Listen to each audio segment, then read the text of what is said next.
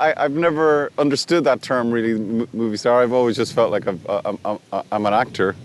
That's, I think, a term for other people rather than for me. In 2024, Murphy stood on the world's biggest stage with an Oscar in his hand. But for the decade prior, he was a man being slowly hollowed out by a ghost. Most see the razor-sharp cheekbones of Thomas Shelby, the physically imposing alpha who took over global pop culture. But few saw the moral vacuum at the center of the performance. Murphy is a self-described coward who loves sleep and a monogamous father who cherishes a quiet life in Ireland. Yet, for 12 years, he had to inhabit a physically imposing monster who never eats, never sleeps, and views death as a release. He smoked 3,000 herbal cigarettes a season just to maintain the silhouette of a man who had nothing to lose. This is the story of how a failed musician from Cork became the face of a global phenomenon, and the internal war he waged to prevent the Shelby parasite from consuming his real life. It is the anatomy of a mask that became so famous it threatened to erase the man behind it. It's a music that's popular in the 90s, and it's not constrained by any formula, and that came from the whole spirit of jazz, which is the freedom to express yourself on your instrument. At 20 years old, Murphy was starring at a contract that would have owned everything he created. His band, the Sons of Mr. Green Jeans, was offered a 5-album deal by Acid Jazz Records. The terms were brutal. Live in London digs on 50 quid a week while the label owned every note he ever wrote. He walked away, realizing early that in the industry, you either make decisions on your own or you get signed, used up, and spat out. He didn't find success in a classroom.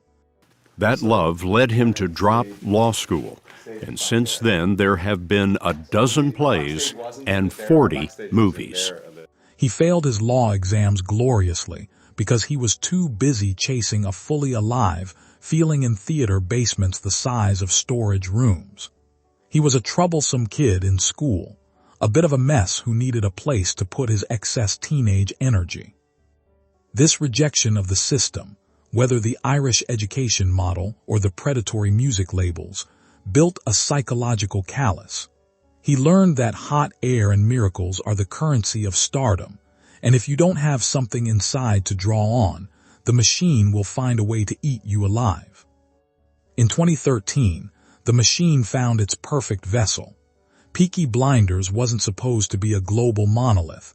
It started as a quiet project on BBC Two that just caught fire. But with that fire came a new social contract. The industry demanded Murphy become the internet's boyfriend, a memeable movie star who would splash his life around the tabloids. He was thrust into the Celebrity Appraisal Machine, subjected to lazy journalism that tried to box him in as the next Colin Farrell or a picture-perfect villain. The pressure was relentless. To play Shelby, Murphy had to cancel his moral compass and live a zero life in rented flats, eating only for sustenance and learning lines in the dark. He was forced to play the quiet enforcer not just on screen, but in the press, where he became the face of the disappointed Cillian meme.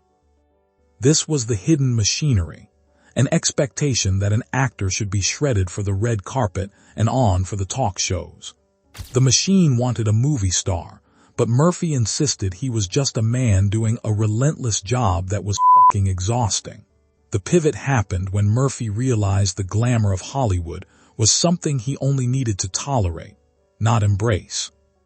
He refused to move to LA, staying in London, and eventually moving back to Ireland to ensure his children were aware of their culture. He broke the Hollywood mascot contract by becoming the man who says, "I don't do photos" to fans, preferring a real conversation over a digital trophy. The most profound break came when he turned down the lead role in Inception, the role that earned Leonardo DiCaprio $50 million, to play a side character because he found it more of a challenge. He chose the relief of missing out over the fear of missing out. He tore down the mask by producing and starring in Small Things Like These, a quiet character study that made less than a quarter of what a blockbuster would. He proved that his loyalty was to the craft and not the celebrity, declaring that the term movie star was something for other people to use, never himself. In this war for his internal life, Murphy found two untouchable allies who validated his rebellion. The first was Yvonne McGinnis, his wife of 20 years, who witnessed the canceled life of Thomas Shelby firsthand. She was the mirror that allowed him to recalibrate and decompress after the mask was removed, the person who kept him grounded when the industry tried to pull him away. Out at me as I had been for months, and suddenly I'm like, okay, I know who can do that. And I've worked with Cillian for 20 years. I know he's one of the great actors. The second was Christopher Nolan, a masterful director who shared Murphy's long-game philosophy and anti-cell phone discipline. Nolan didn't want a movie star. He wanted the intense blue-eyed stare of a man who could carry the moral weight of history. When Nolan sent that handwritten note, "Finally a chance to see you lead," it wasn't just a job offer. It was a 5-alarm signal to Hollywood.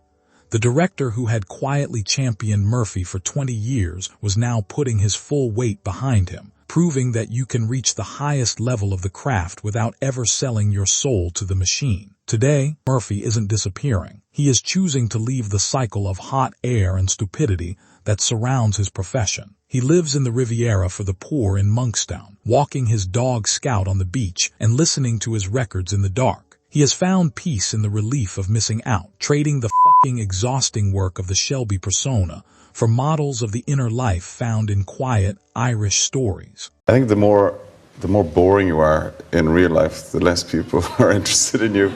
So I tell people I have an extraordinarily boring life. He warned us that the more boring you are in real life, the less people are interested in you. It was his ultimate survival strategy, becoming so normal that the parasite of fame had nothing left to feed on. But as he retreats back into the wetlands of Ireland, one question remains for those of us still staring at the screen. When you look at those cold blue eyes, are you seeing the brilliance of the actor or the quiet relief of a man who finally took off the mask? Stay close. 28 years ago, when I was trying to become an actor, I was a failed musician, and I felt extremely like an interloper. But now, looking out on all of you guys here today, I know that I'm part of something truly wonderful. So thank you so much.